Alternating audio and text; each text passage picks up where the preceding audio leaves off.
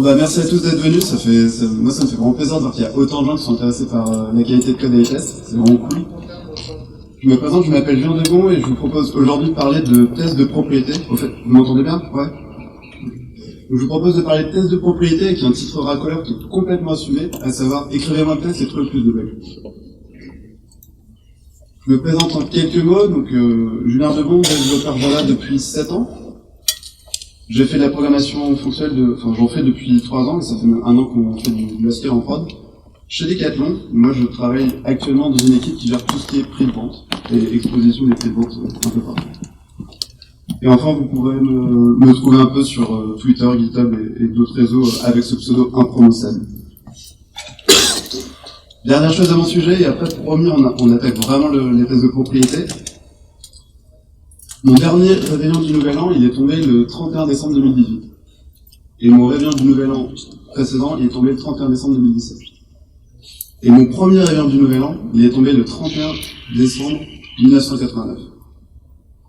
Par contre, quand j'avais regardé, je crois que c'était le 25 décembre 2018, c'était pas un réveillon du Nouvel An. Et le 31 août 2018, c'était pas non plus un réveillon du Nouvel An. Et là, je pense qu'à peu près tout le monde à la salle se dit, est-ce que c'est pas mal poli de se lever pour aller voir un autre top? Ce mec est un peu bizarre. Non, en fait, ça a été très bizarre pour moi aussi de dire tout ça. Alors, pourquoi je me dis ça? Si je vous demandais, ou si quelqu'un me demandait il y a 1 an et demi de ça encore, d'écrire une fonction qui prend une date, par exemple, en entrée, et qui en sortie retournerait booléen, est-ce que vrai ou faux, cette date est un réveillon du Nouvel An? Je pense qu'on arriverait à peu près tous à écrire cette fonction. Et si après je vous demandais, est-ce que vous pouvez écrire des tests pour vérifier que votre fonction elle est juste? Je sais pas pour vous, mais moi j'aurais quasiment, littéralement écrit les 4 tests unitaires que je viens de citer, avec 2 exemples pour, 2 exemples contre. Et au passage, on sait bien que quand on a besoin de mettre une date un peu aléatoire dans le test, on met tous notre date de naissance. Et pourtant, c'est étonnant. Est-ce que quelqu'un aurait le courage dans la salle de me dire quand tombe le réveillon du Nouvel An? Il n'y a pas de piège, je vais pas me moquer de vous, peut-être. Personne sait? Alors moi, je vais vous donner la réponse. En tout cas, celle que j'entends tout le temps. Ça tombe le 31 décembre. Tout le monde me dit toujours ça. Et c'est comme ça que moi, je l'explique. Il y a 2 autres formulations possibles, c'est ça tombe tous les ans le 31 décembre, ou peu importe l'année, ça tombe le 31 décembre. Ça va? Je choque pas. Et en fait, c'est toujours comme ça qu'on communique, et c'est comme ça qu'on réfléchit, c'est comme ça qu'on pense les humains et entre êtres humains. On dit tous, ça tombe le 31 décembre, et tout le monde comprend dans la salle. Enfin, j'espère, on est principe que oui. Comment ça se fait, quand on écrit le test, qu'on s'exprime pas comme ça? Parce qu'un test, c'est bien juste l'humain qui explique à la machine la spécification du code métier, pour s'assurer que le code métier est bon. Si, quand je vous explique à vous, je dis juste, ça tombe le 31 décembre, j'ai envie de dire à mon code ou à la machine, ça tombe le 31 décembre. C'est tout. Autrement dit, j'ai plus envie, et finalement, pourquoi est-ce qu'on fait ça? D'écrire des tests ou des spécifications qui sont très bas niveau. C'est vraiment bas niveau de dire le 31 décembre 2018. Je vous donne un autre exemple, peut-être que ça vous parlera aussi. Si je vous dis que, alors c'est une voiture, la Citroën C3. Si je vous dis que la Citroën C3 a 5 places assises, je pense que tout le monde a compris dans la salle. Personne s'est demandé, mais attends, il n'a pas donné la plaque d'immatriculation ou la couleur, comment je ferais pour ça? Parce que là, en fait, je vous ai décrit quelque chose qui est toujours vrai sur la voiture, et tout le monde comprend dans la salle. Je vous ai décrit ce truc, ça fait beaucoup de mots, c'est pas très pratique, et du coup, il y a un mot qui exprime vraiment cette idée, c'est ce qu'on appelle la propriété. Une propriété de la Citroën C3, c'est qu'elle a 5 places assises, une propriété du réveillon du Nouvel An, c'est que ça tombe le 31 décembre, tous les ans, ou peu importe l'année. Et en fait, même si on n'utilise pas souvent ce mot, nous les humains, on réfléchit et on communique et on travaille toujours avec des propriétés. Et notre cerveau est vraiment bien câblé et on travaille très bien comme ça. Du coup, si on réfléchit comme ça, avec des propriétés, est-ce qu'on ne devrait pas plutôt essayer d'écrire des tests, donc des spécifications, autrement dit, expliquer à la machine comment notre logiciel est juste, par des propriétés? C'est ça dont je vais parler aujourd'hui. Est-ce qu'il y en a dans la salle qui ne savent pas ce que c'est qu'un test unitaire? Ou alors ils sont trop timides, ça m'arrange bien. Du coup, tout le monde sait à peu près, au moins, même si vous êtes croyant ou pratiquant, ce qu'est un test unitaire. Du coup, je vais m'appuyer sur les tests unitaires pour vous expliquer ce qu'est et ce que n'est pas un test de propriété. La première différence, c'est l'input. Dans un test unitaire, j'imagine que c'est pas une grosse surprise, on fiche complètement l'input, par exemple 31 décembre 1989. Par opposition, dans un test de propriété, l'input est aléatoire. Je ne contrôle pas ce qui va arriver dans mon test. Je vous dis aléatoire, je vous mens un tout petit peu. On peut, par exemple, contraindre ou mettre des conditions et trucs comme ça, mais dans la grande idée, je ne sais pas quel input va arriver. Conséquence logique de ça, c'est que votre test unitaire, en général, il s'exécute qu'une seule fois, parce que vu que tous les inputs sont figés, l'output devrait être toujours le même. Dans les tests de propriété, vu que je ne contrôle pas l'input, il y a de très bonnes chances qu'il varie. Du coup, on a envie de l'exécuter un grand nombre de fois. Ça, en général, c'est la partie où ça fait un peu bizarre. Moi, ça me fait vraiment bizarre la première fois qu'on m'a dit ça. Et dernière différence, c'est que dans un test unitaire, on se concentre presque toujours que sur valider l'output. Donc on a figé l'input, on l'envoie dans la moulinette et on dit l'output, je vais avoir 42. Ou trou ou fausse. Dans un test de propriété, on peut s'intéresser sur l'output, on peut affirmer des choses à ce sujet, mais on a aussi envie d'affirmer des choses sur le comportement de la fonction. Donc autrement dit, son comportement quand les inputs varient. Et c'est trop cool. Petite page, petite minute d'histoire-géographie, ce sera au QCM à la fin, alors soyez attentifs. Non, il n'y a pas de QCM. Les tests de propriété, ça a 20 ans, ça date de 1999. Ça a été créé par deux développeurs qui collaient, je sais pas si vous connaissez le logo, mais en gros c'est un logo de Haskell, parce que c'était deux gros barbus qui faisaient de Haskell. Et un jour, ils étaient en train d'écrire des tests unitaires, ils en avaient un peu marre d'écrire tous les cas tests, etc. Et ils se sont dit, est-ce qu'on pourrait pas finalement écrire une librairie ou un moyen de générer les cas tests, parce que le but de l'informatique, c'est quand même de tout automatiser à la base. Et ils sont partis dans cette idée qui était un peu chelou, et ils ont continué, ils ont créé une librairie qui s'appelle QuickCheck. Et en fait, ils ont commencé à s'en servir, et ils trouvaient ça cool. Et puis d'autres gens qui faisaient du Haskell ont commencé à s'en servir, et ils ont trouvé ça super cool aussi.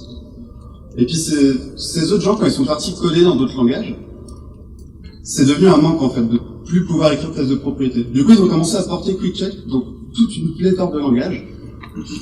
Pourquoi je vous dis ça? Parce qu'aujourd'hui, les tests de propriété, vous pouvez en faire dans quasiment tous les langages. Là, je vous ai mis une liste, bien sûr, non exhaustive. Vous pouvez en faire en JavaScript, PHP, Scala, Go, Ruby, et même Java. Donc là, pour la suite de ce, je vous propose de le faire en Java. Je pense que c'est une syntaxe, soit vous faites du Java, soit en tout cas vous utilisez un langage dont la syntaxe est proche, ça vous déroutera moins. J'ai déjà donné stock également en Haskell, donc ça se fait très bien. Donc aujourd'hui, je vais vous présenter 4 types de propriétés, il y en a plein d'autres. Il y en a, je sais pas, une dizaine ou une vingtaine dans la nature. C'est 4 exemples que nous, on a déjà rencontrés et qu'on utilise dans notre application chez les 4, mais en fait, on utilise au moins 6 ou 8 différentes aujourd'hui. Est-ce que vous êtes prêts? C'est vraiment la partie, ça va bien servir. Premier type de propriété, et j'attaque avec les gros mots, idempotence. Rassurez-vous, en fait, c'est que des trucs vraiment très pratiques dans la vraie vie du développeur. Pas dans la vie du mathématicien. La propriété d'idempotence, ça parle pas à tout le monde. L'idée, c'est que on a une fonction, alors on dit qu'une fonction idempotente si elle a un comportement qu'on ne connaît pas. Et en fait, on s'en fout. Donc là, par exemple, j'ai une fonction sort qui peut prendre une liste de nombres dans n'importe quel compte et qui l'ordonne. Cool, mais le test de propriété d'idempotence ne met pas là-dessus. Par contre, l'idempotence, une fonction idempotente, si la sortie a pas tourné une fois, si on la repasse dans la même moulinette, ça change plus rien. Donc là, par exemple, une fois qu'on a ordonné les nombres, on peut essayer de les réordonner, ça change absolument rien. Et donc là, vous pourriez vous dire, c'est cool, mais dans la vraie vie, je vois vraiment pas ce que ça va m'apporter à moi sur mon application. Et ben, il y a toujours un cas d'usage. Par exemple, pour l'idempotence, un cas d'usage qui est génial, j'imagine dans la salle certains l'ont déjà fait, c'est nettoyer les inputs utilisateurs.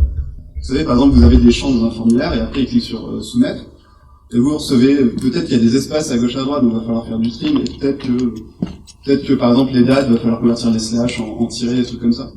Toutes ces fonctions, elles sont idempotentes, parce qu'une fois que vous avez nettoyé un input utilisateur, donc ça c'est l'input dégueu, là c'est l'input nettoyé. Si vous nettoyez cet input, logiquement il ne devrait rien se passer. Donc voilà, c'est un cas d'usage, un cas d'exemple très concret de l'idempotence. Donc là, j'ai par exemple une fonction qui reçoit une liste de strings et qui me retourne une liste de strings.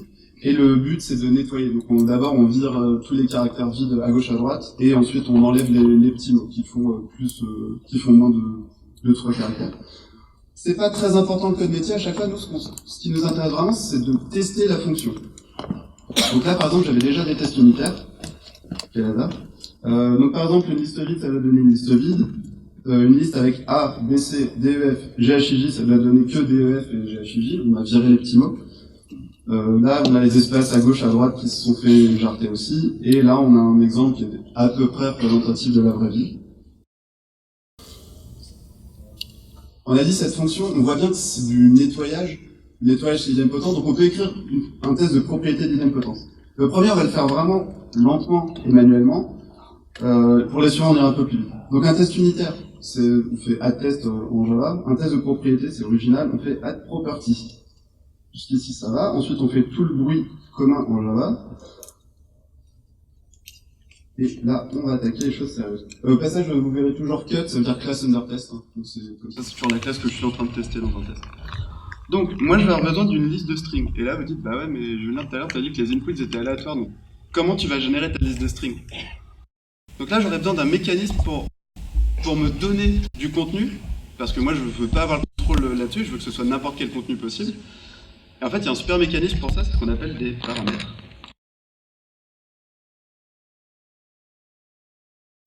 On va appeler ça AnyString, parce que c'est très original. Donc là, ça y est, je peux passer mon input.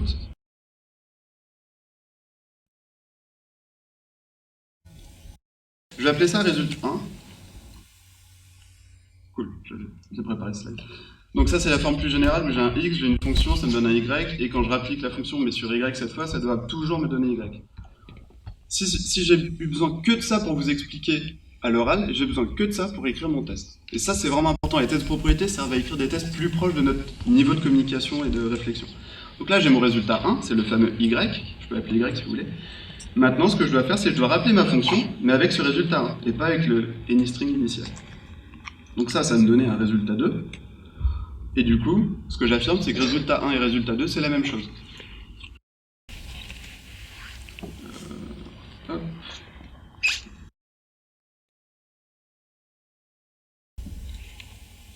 Est-ce que ça va?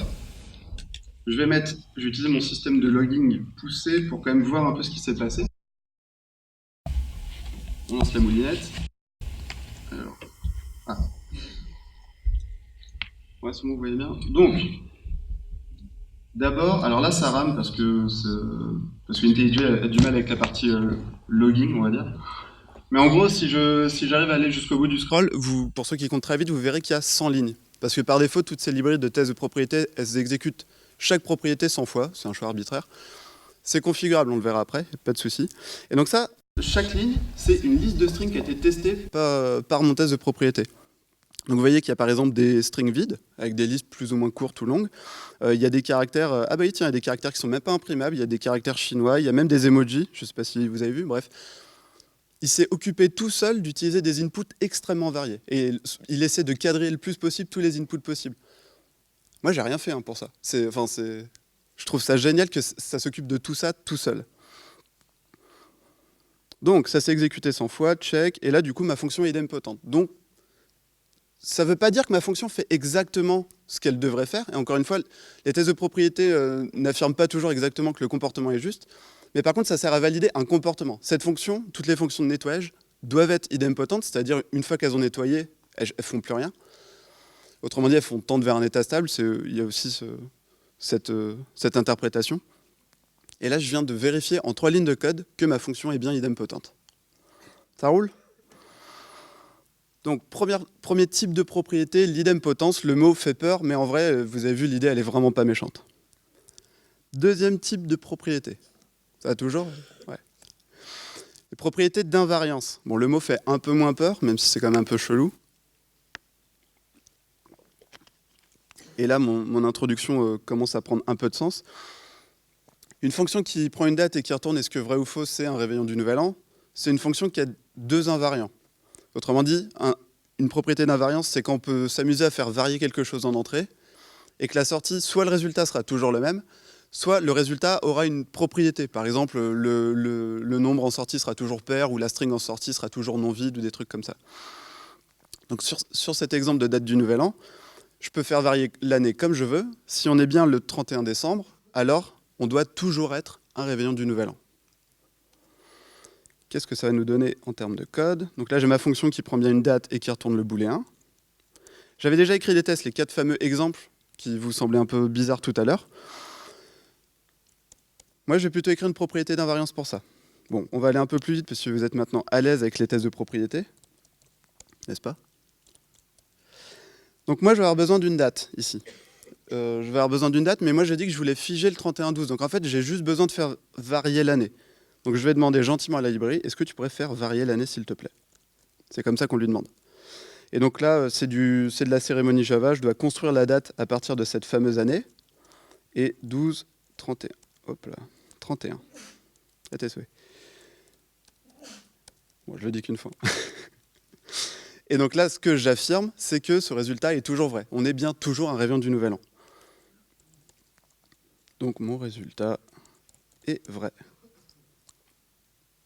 Encore une fois, c'est fini. Les tests de propriété sont souvent très courts et on se concentre que sur ce qu'on a envie de communiquer d'humain à humain. Parce que c'est ça notre niveau de réflexion et c'est la librairie qui s'adapte. Je vais encore utiliser mon fameux système de logging. Je vais le faire à chaque fois pour que vous me croyiez un peu quand même. Alors. Oh, voilà, il n'est pas passé. Qu'est-ce qui se passe? Ah, pardon, désolé. Donc voilà, il y avait un bug.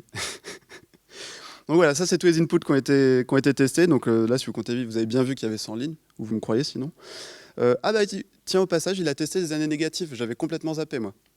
Il a testé des années positives. Bah, sachez par exemple que le 31 décembre de l'an 18481 sera un réveillon du nouvel an. Donc vous pouvez déjà le noter dans votre agenda. Donc voilà, il teste des nombres petits et grands. C'est plutôt pas mal. Cool.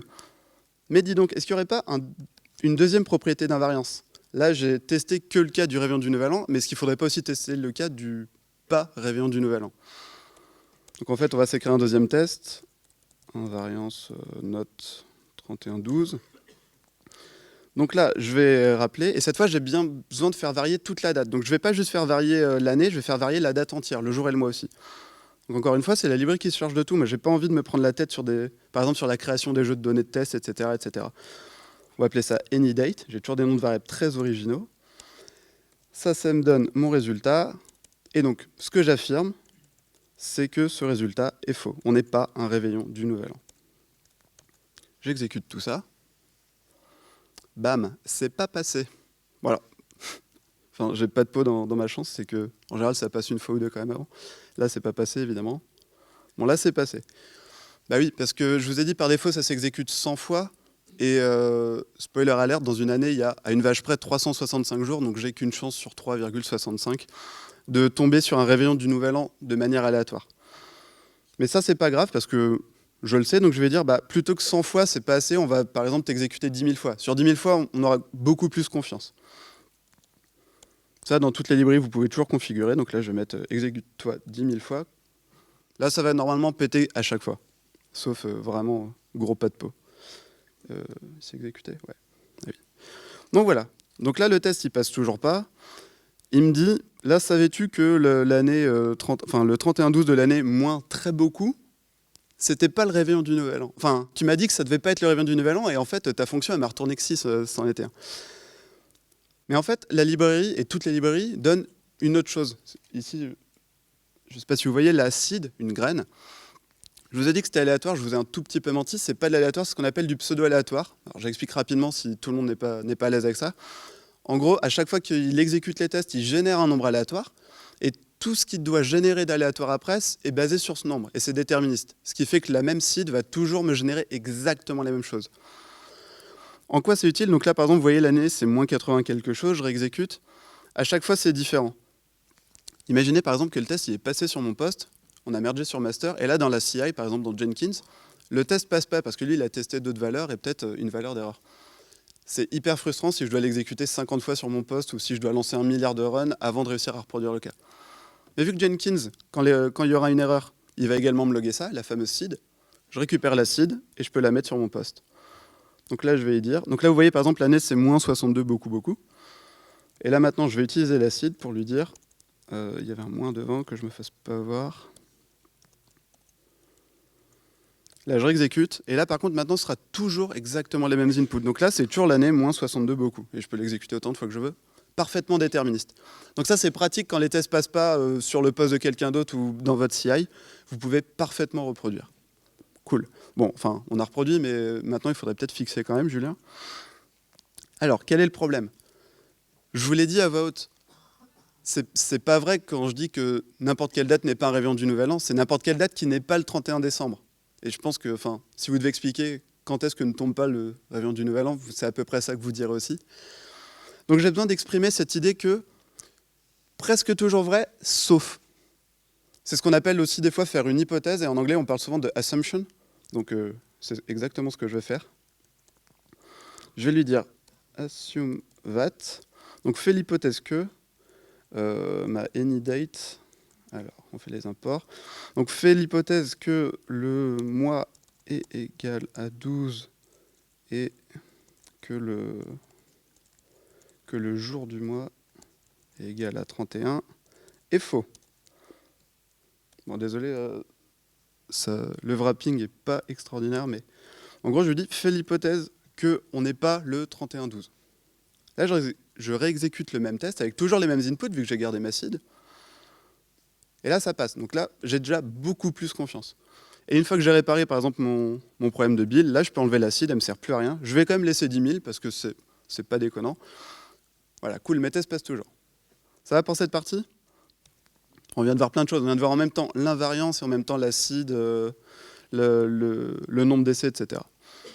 Donc souvenez-vous, l'invariance, ça veut dire que je fais varier des choses en entrée et en sortie, soit le résultat est toujours le même, ça c'est le cas le plus fastoche, soit le résultat a une propriété. Par exemple, il est pair ou il est non vide ou quoi que ce soit. J'insiste un peu plus sur l'invariance parce que d'expérience et d'expérience de mon équipe, quand on commence à migrer des tests unitaires en tests de propriété, on commence toujours par cela. Je ne sais pas si alors déjà, si vous avez des tests, et si vous avez des tests, je ne sais pas si vous avez ces fameux genre AnyDate où vous avez mis votre date de naissance, où vous avez mis John Doe ou n'importe quoi d'autre, ou Hello World ou Lorem Ipsum, peut-être ça vous parle.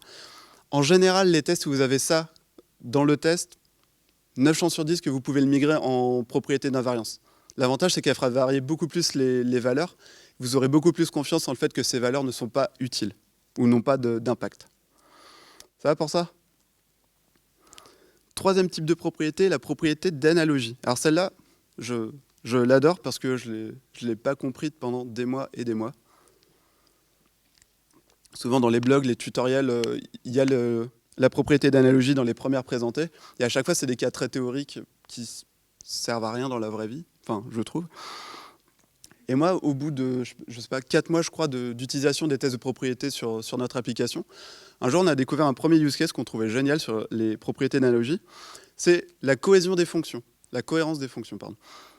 Donc là, par exemple, j'ai une fonction multiply et une fonction add, qui chacune prend 2 nombres. Est-ce que vous êtes d'accord avec moi pour dire que peu importe le nombre en entrée, quand j'ajoute ce nombre à lui-même, ou quand je multiplie ce nombre par 2, je dois obtenir le même résultat? Sinon, faites-moi confiance, mais c'est vrai. Donc en fait, ces 2 fonctions, même si on peut écrire l'une sans l'autre, etc. Par contre, en attendant, elles ont quand même une sorte de relation, elles ont quelque chose qui fait qu'elles doivent être cohérentes entre elles. Donc ce serait vraiment cool si je pouvais tester que peu importe l'input, que j'aille par ce chemin ou par ce chemin, j'obtienne toujours le même résultat. Et j'insiste encore une fois sur le fait que je ne suis pas en train de dire que ce test suffit. Ce test ne me prouve absolument pas que la fonction add et la fonction multiply sont bien implémentées. Peut-être que mes 2 fonctions, elles font return 0 et c'est complètement faux. Mais au moins, si elles font return 0 toutes les 2, elles sont cohérentes entre elles. Et c'est déjà cool. Et maintenant, imaginez que les 2 font return 0 et qu'après, j'en implémente une. Bah, le test ne passera pas parce qu'elles ne seront plus cohérentes. Donc je devrais aussi... Enfin, je détecterai le problème. Donc ça, c'est le premier cas d'utilisation. C'est assez cool quand vous avez des fonctions qui sont censées être cohérentes entre elles. Propriété d'analogie. Et un deuxième use case, celui-là, je ne sais pas pourquoi, j'ai jamais vu personne en parler. Et en fait, c'est genre mon préféré. Le refacto. Est-ce que certains dans la salle, des fois, font du refacto? Oui, moi oui en tout cas. Donc, Je rappelle le but d'un refacto, en tout cas c'est la belle théorie qu'on est censé tous partager, c'est que ça n'a pas d'impact fonctionnel. Un refacto, c'est on change du code, par exemple pour le rendre plus performant, ou pour le généraliser, ou pour le rendre plus joli, ou etc. Ou on change de techno, de framework. Mais le but est toujours le même, il ne doit pas y avoir d'impact fonctionnel. Et en particulier, il ne doit pas y avoir de régression. Et c'est un peu toujours la hantise ou la crainte du refacto, c'est de péter un truc en prod. Le propriété d'analogie en 3 lignes de code va vous protéger de tout ça. Et là, il y a peut-être des étincelles qui commencent à briller dans les yeux de certains. En fait, c'est basé sur exactement la même idée. Imaginez ici en bas que vous avez votre fonction, ce que je vais appeler legacy, autrement dit la fonction qui est déjà en prod actuellement et qui est potentiellement, elle est peut-être validée depuis des années, ou en tout cas elle tourne en prod depuis des années. Je ne dis pas qu'elle est parfaite, peut-être qu'elle a des bugs, mais vous savez, c'est des fameux bugs features, au sens où les utilisateurs sont habitués à ça. Vous, votre top priorité, quand vous faites votre refacto, c'est de reproduire les mêmes bugs features, pour pas que ce soit considéré comme une régression ou quoi que ce soit. Ou si la fonction marche très bien, votre but, c'est qu'elle marche tout aussi bien après le refacto. Bah là, le test de propriété, il va briller. Et c'est ce use case que je vais utiliser. Alors, on a dit qu'on parlait d'analogie. Donc là, j'ai du code, donc ça c'est ma fonction legacy qui prend un user.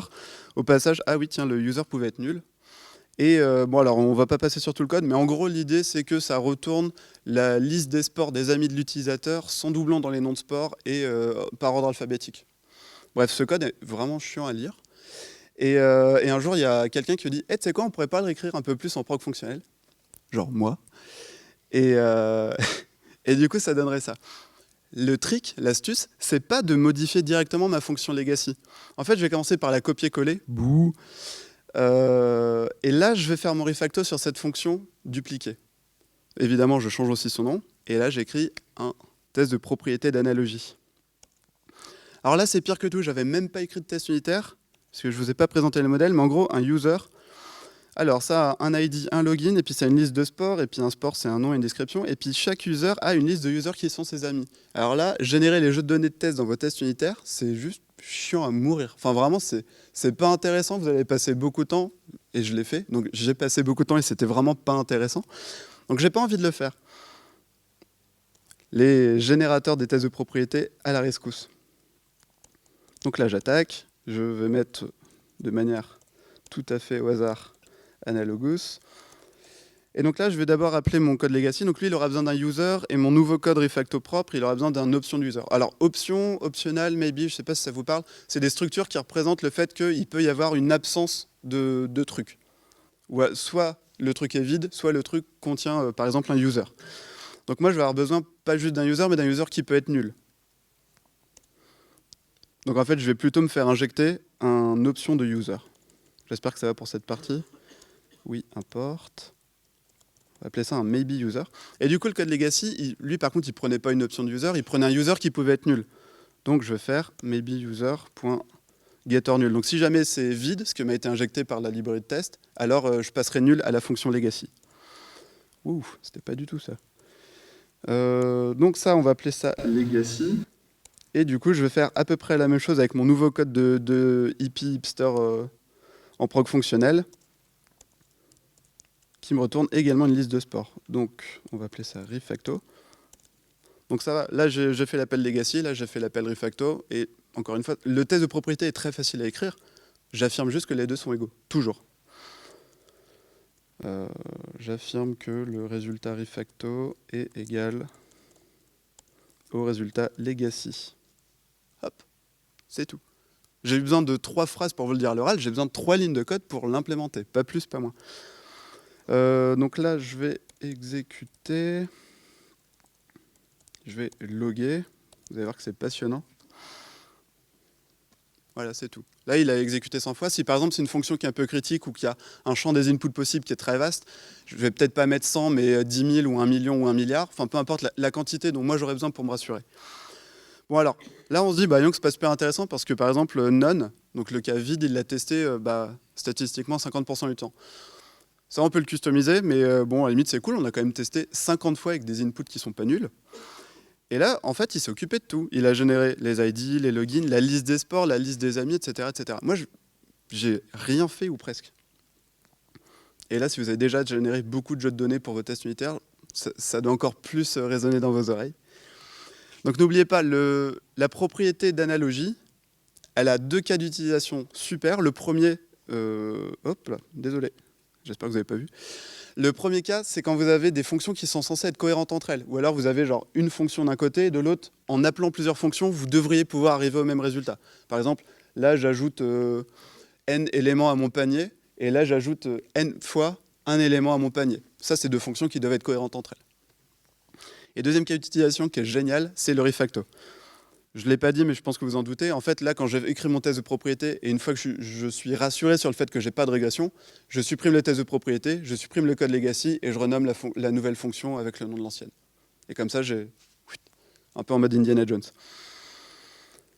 On est bon pour ça, et on va parler maintenant, oh, je suis bien sur le timer, du dernier type de propriété que je vais présenter aujourd'hui. J'insiste sur le fait qu'il y en a d'autres, et nous, en fait, des fois, accidentellement, on en découvre d'autres pendant une session de TDD. La propriété d'inverse. Là, je pense qu'avec le diagramme, vous arrivez à peu près à comprendre ce que ça fait.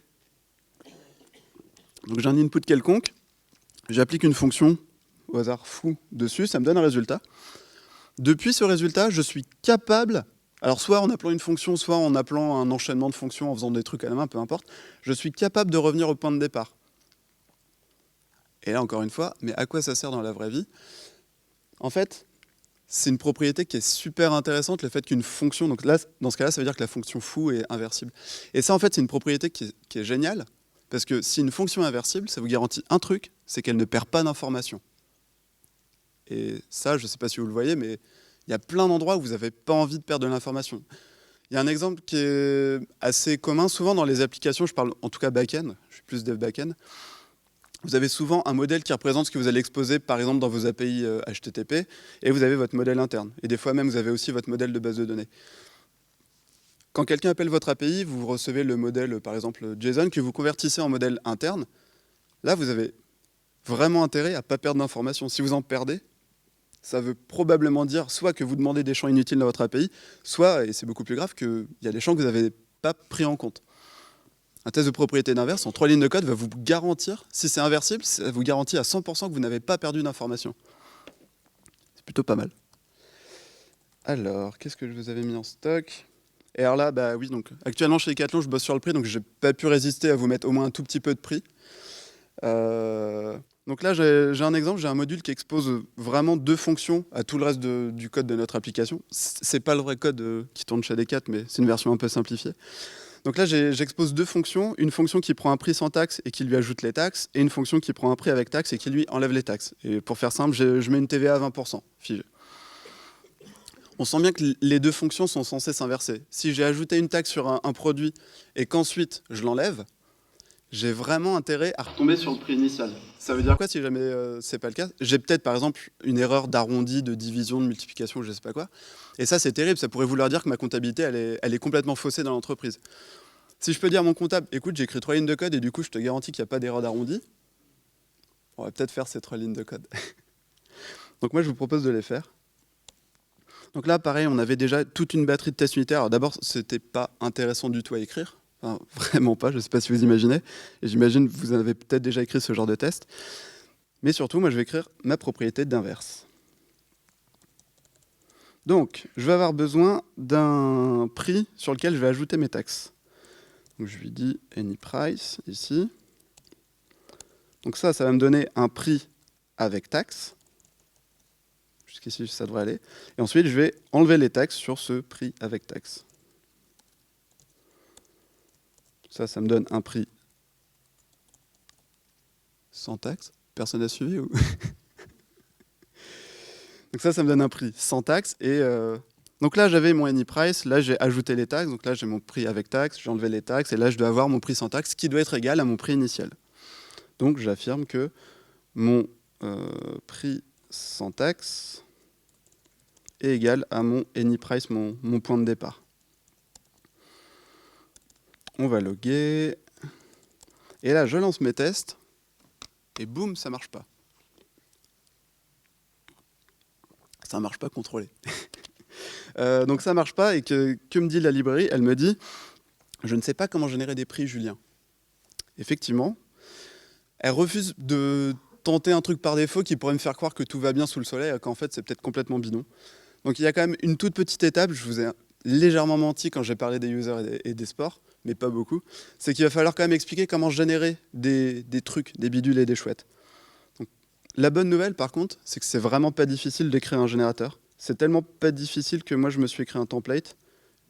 Donc là, je dis ma classe, elle va s'appeler PriceGen et elle va générer des prices. Ça, on s'en fout. Je relance mon test. Voilà, ça passe. Donc ça allait quand même en effort pour écrire un générateur. Alors, à quoi ça ressemble du coup? Donc là, pardon, je ne vous ai pas présenté le price, le modèle. Donc price, ça ressemble à ça. Donc tout le reste, c'est de la cérémonie Java, on s'en fout. En gros, il y a deux champs. Il y a un champ big decimal qui est la représentation Java des nombres à virgule avec normalement pas beaucoup de pertes d'informations, contrairement à float. Et j'ai price type qui est une enum qui est soit un prix est standard, soit il est discount. Cool. Pardon, et du coup, je vais relancer mon test.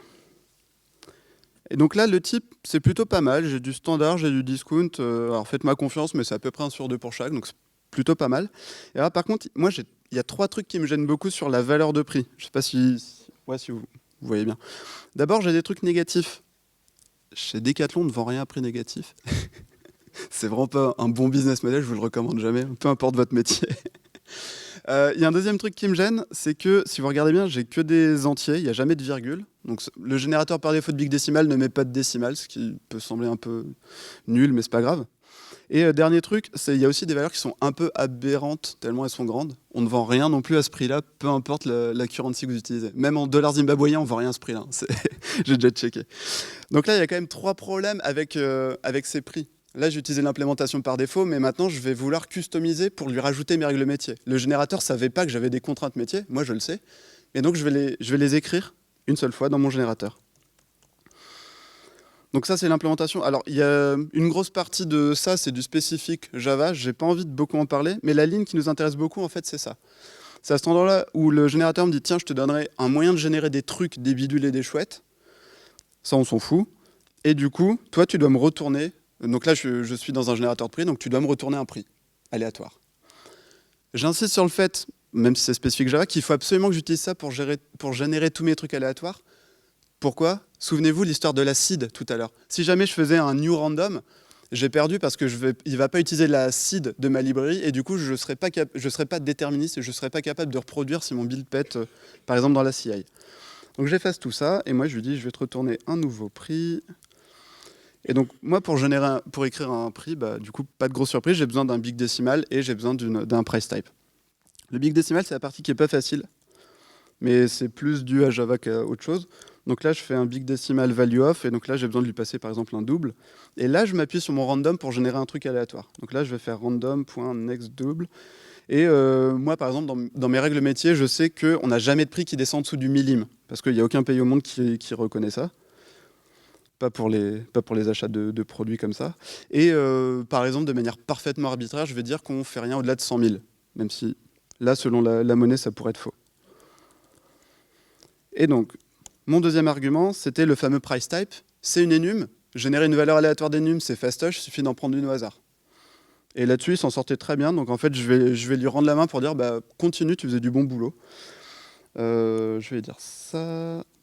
Price type. Encore une fois, on a un peu de bruit Java, mais bon. Ça, c'est un truc que vous codez une fois, que vous adaptez un peu quand votre métier change, et après, vous l'oubliez. Et au passage, là, j'ai créé un générateur, mais imaginez que potentiellement, des prix et des tests sur les prix, on en a pléthore dans notre application, mais le générateur, je l'ai écrit qu'une seule fois. Donc, c'est plutôt cool. Le rapport effort sur valeur ajoutée, il est quand même extrêmement rentable dans le cas du générateur. Et là, je relance mon test. Alors, les types, il y a bien du standard, du discount, ça a l'air pas trop mal. Et donc là, les valeurs, j'ai plus de valeurs négatives, c'est cool. J'ai des décimales et j'ai pas des nombres qui sont démesurément grands ou démesurément petits. On pourrait vouloir, par exemple, customiser un peu plus en disant, en fait, tu devrais tronquer tous les chiffres après la troisième virgule ou un truc comme ça. Je vais pas le faire, mais je pense que vous avez compris l'idée. On génère et on customise une seule fois le générateur. Donc je rappelle, le dernier type de propriété, les propriétés d'inverse, c'est quand on est capable d'inverser, d'annuler l'effet d'une fonction, de revenir au point de départ. Et n'oubliez pas, un cas d'usage qui est génial, c'est pour vous garantir que vous ne perdez pas d'informations. Une preuve que vous ne perdez pas d'informations, c'est que vous pouvez revenir au point de départ. Il y a une fonctionnalité dont je n'ai pas encore parlé qui s'appelle le shrinking. La plupart des librairies, alors là, elles n'ont pas toutes les librairies de tests de propriété, mais quasiment toutes. L'idée du shrinking, c'est... Donc là, je vous avais présenté les tests qui, en général, ça marche. Et quand ça ne marche pas. Donc effectivement, elle pourrait vous dire, bah tiens, ça ne marchait pas pour la valeur 8 milliards 143 millions, mais ok, maintenant c'est à moi de tout débugger à la main, ça va pas être super fun. En fait, la librairie va aller un cran plus loin, elle va essayer maintenant de réduire l'input qui était problématique pour vous trouver le plus petit contre-exemple possible qui passe encore pas le test. Si par exemple la valeur 8 milliards 150 millions, ça passe pas, ok, cool, mais est-ce que c'est parce que c'est un nombre gigantesque ou est-ce que c'est parce que c'est un nombre divisible par 3, je sais pas quoi. Si par contre on vous dit que ça marche pas non plus pour 3, c'est beaucoup plus facile déjà de mener l'enquête sur l'origine du bug. Je vais par exemple utiliser un variant. Donc là je vais mettre un bug, je vais changer mon implem et je vais retourner sur mon test. Je vais utiliser celui-là. Je le réexécute. Et en fait on va voir qu'il me donne des informations supplémentaires. Donc là il m'a dit bah ça va pas très bien, false c'est pas égal à true, pas cool. Il m'a donné l'acide, on la connaît. Il m'a dit tiens c'était avec l'année 13106. Mais là, voilà, est-ce que le problème, c'est parce que c'est des années de plus de 4 chiffres? En fait, il a fait autre chose, il a fait du shrinking. Pardon. Donc il a essayé, en fait, il a vu avec 13606, ça marche pas. Mais moi, je vais essayer de faciliter le boulot de Julien, parce qu'il y a déjà des grosses journées. Donc je vais essayer de réduire l'input le plus possible. Et par exemple, pour les nombres, réduire l'input, c'est tendre vers 0. C'est souvent le cas le plus simple. Donc là, il a essayé de tendre vers 0 et il a réussi. Et en fait, là, c'est génial, parce qu'il me dit, donc ça n'a pas marché pour cette valeur, ça n'a pas marché pour cette valeur. Donc déjà, j'ai 2 valeurs. Mais surtout, je sais qu'il a réussi à réduire en essayant plusieurs étapes intermédiaires. Ce qui fait que je suis pas sûr à 100%, mais il y a très bonne chance pour que, par exemple, l'année n'ait pas d'impact sur le bug ou le problème qui fait que le test ne passe pas actuellement. Donc moi, ça me facilite encore beaucoup l'investigation. Et de la même manière qu'on peut customiser nos générateurs, on peut customiser les shrinkers. Donc là, par exemple, j'ai mon fameux générateur de prix aléatoire. Je vais également customiser mon shrinker. Là, je ne vais pas le faire, mais juste pour vous montrer que c'est faisable. En fait, dans ce cas-là, il me donne encore mon générateur d'aléatoire. Il me donne un prix pour lequel un test n'est pas passé, où il y avait un prix injecté. Et moi, je dois lui retourner une liste de prix que je considère comme plus petit. Donc, par exemple, on pourrait dire... mais là, c'est mes besoins métiers. Je pourrais dire que le prix le plus simple, c'est par exemple, je fais tendre la valeur vers 1. Et pour son type, je la fais tendre vers standard. Parce que je sais que nos règles métiers sont plus simples avec standard. Donc voilà, on peut vraiment customiser les shrinkers et les générateurs pour les adapter à nos besoins métiers et ce qu'on considère comme le plus simple, ou ce qu'on sait qui est le plus simple dans l'algo.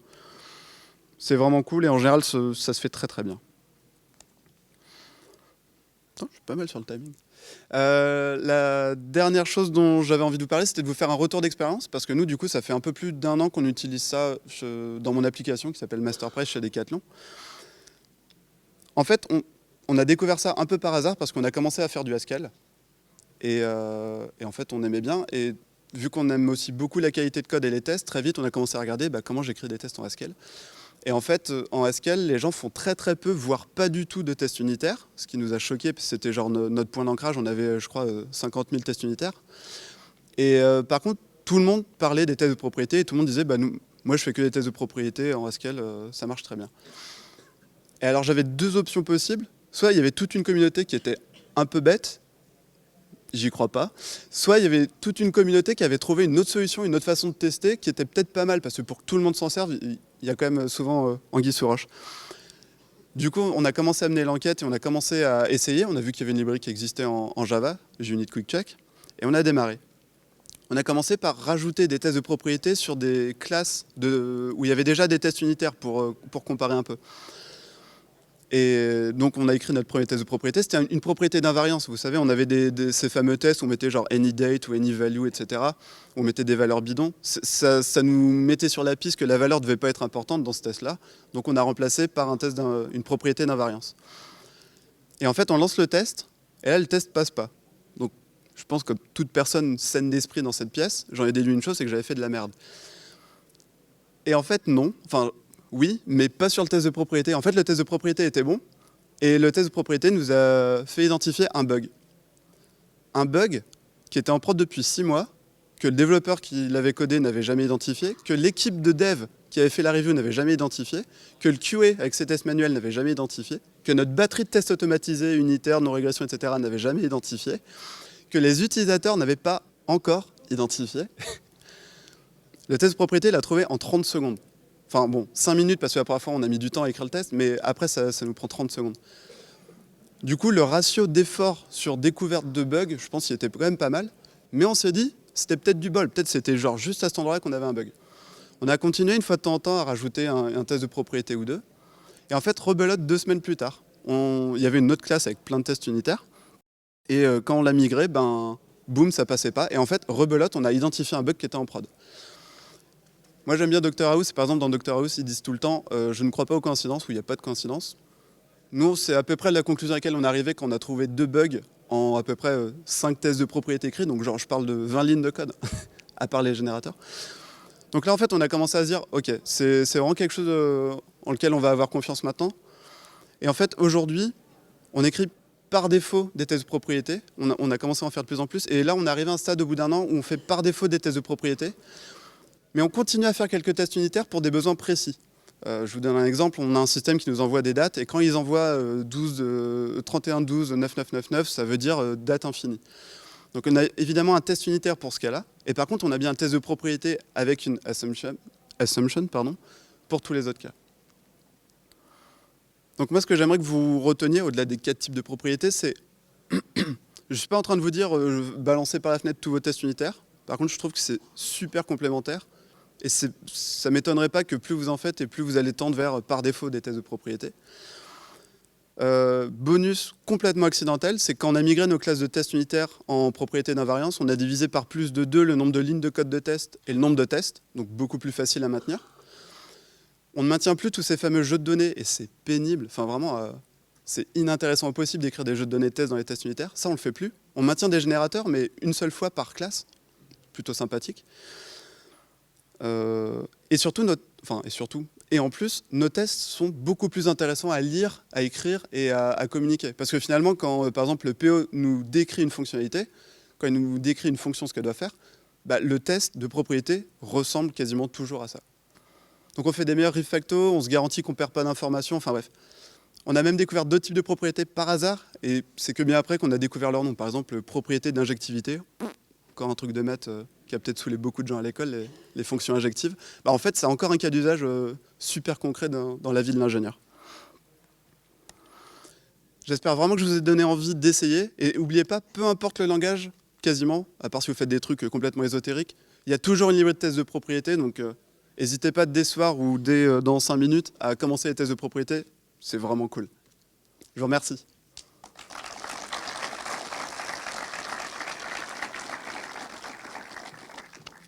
Est-ce que vous avez des questions, des remarques, vous n'êtes pas d'accord? Ouais. La question, c'est par rapport au code coverage, est-ce que c'est bien pris en compte les tests de propriété?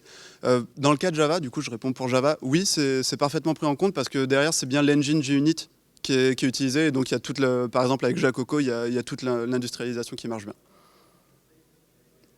Ouais. Ça marche tout aussi bien. Alors, je vais te répondre en Java, parce qu'en Java, des fonctions impures, on envoie par brouette entière. Ça change rien du tout, ça marche tout aussi bien que les fonctions impures. Bon, en Haskell, en fait, c'est plutôt Haskell que les tests de propriété qui vont faire que c'est un poil plus long à tester. Mais non, ça marche sans aucun problème. Ça répond à ta question?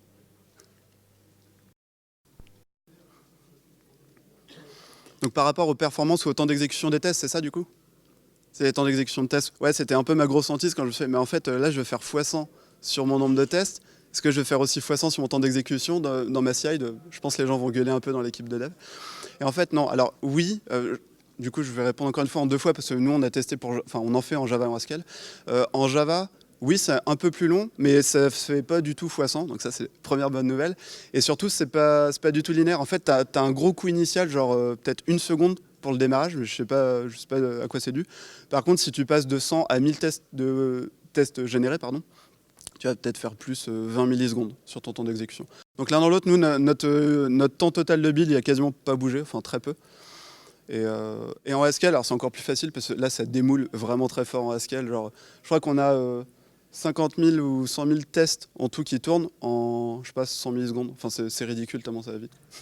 Ça répond à ta question? Est-ce qu'il y a d'autres questions? Ouais. Donc là, question Java, comment on ferait si on avait aussi des mocks, par exemple si ça dépendait d'un service database? Bah, nous, ça nous gêne pas. Du coup, on écrit les mocks. Par exemple, si on veut que ça retourne une valeur différente, en fait, on se fait aussi injecter la valeur que devra retourner l'appel DB.